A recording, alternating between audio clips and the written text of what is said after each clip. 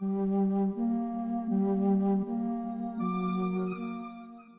tempête s'était complètement arrêtée. En revanche, il continuait toujours à neiger et la mer était semée d'icebergs de petite taille. Malheureusement, l'étincelle ne pouvait les éviter, ce qui endommageait encore plus la quille du navire. Bersky devait impérativement rester sur la vigie, lui qui voyait à des kilomètres devant lui.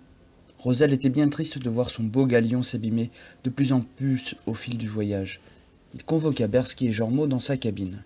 « Chers amis, je pense que d'ici 2 ou 3 jours, l'étincelle va sombrer dans les fonds marins. Vous pouvez demander à Victor de vous ramener au village, si vous le souhaitez. Moi, je resterai jusqu'au bout. Je sombrerai avec l'étincelle. » C'est vrai que ce voyage prend une tournure quelque peu chaotique. Silvio, qui a l'air vraiment mal en point, devrait rentrer et aller à l'hôpital. Et Jormo a le devoir de rester avec Neige. Moi, je pourrais éventuellement rester avec toi, jusqu'à la première terre que nous rencontrerons.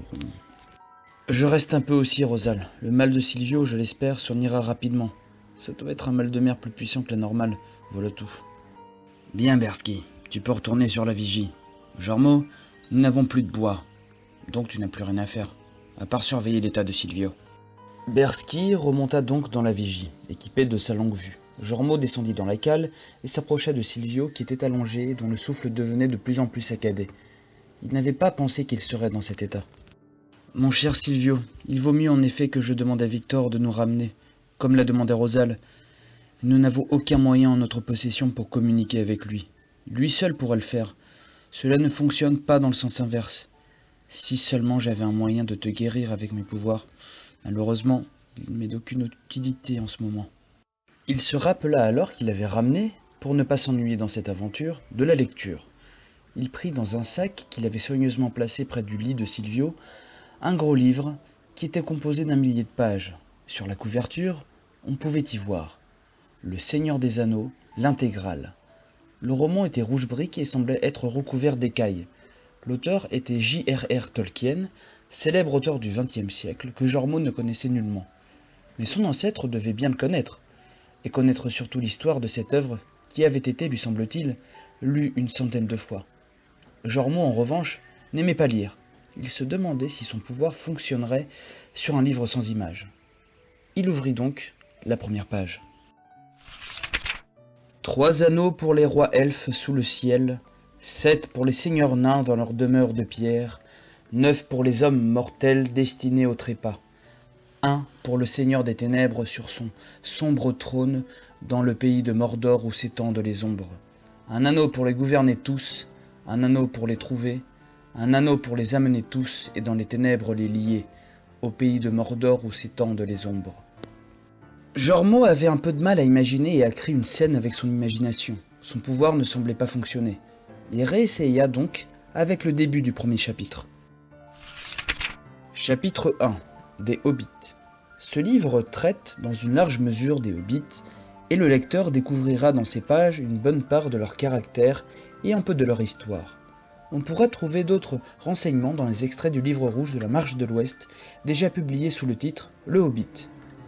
La présente histoire a pour origine les premiers chapitres du livre rouge composé par Bilbo lui-même, premier hobbit à devenir fameux dans le monde entier. Il leur donna pour titre « Histoire d'un aller et retour » puisqu'il traitait de son voyage dans l'Est et de son retour, aventure qui devait engager tous les hobbits dans les importants événements de cet âge ici rapportés. « Super !» se dit Jormo. « Il s'agit d'un roman de fantaisie, mais l'histoire est immense. Ce qui m'intéresse, ce sont les personnages avec des pouvoirs intéressants que je pourrais ramener ici sur Terre pour en faire nos alliés. Je pourrais trouver également un remède contre le mal qui ronge Silvio. Je l'espère en tout cas. Je vais plutôt regarder vers la fin du livre, si je trouve quelque chose d'intéressant. » Jormo feuilleta le roman dans les dernières pages jusqu'à ce qu'il trouve un extrait fort intéressant. En bas, les feux s'éveillèrent en courroux, la lumière rouge flamboya, et toute la caverne fut emplie d'un grand rayonnement et d'une forte chaleur.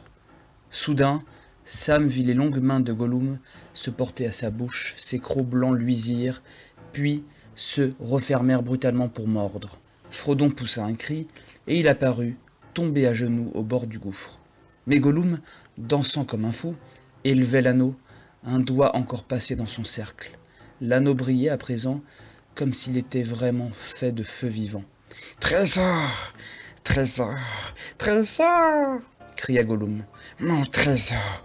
Oh, mon trésor !» Là-dessus, au moment où ses yeux étaient levés pour contempler son butin, il fit un pas de trop, bascula, balança un moment sur le bord, puis avec un cri, il tomba. Des profondeurs monta son dernier gémissement, trésor, et s'en fut fait de lui.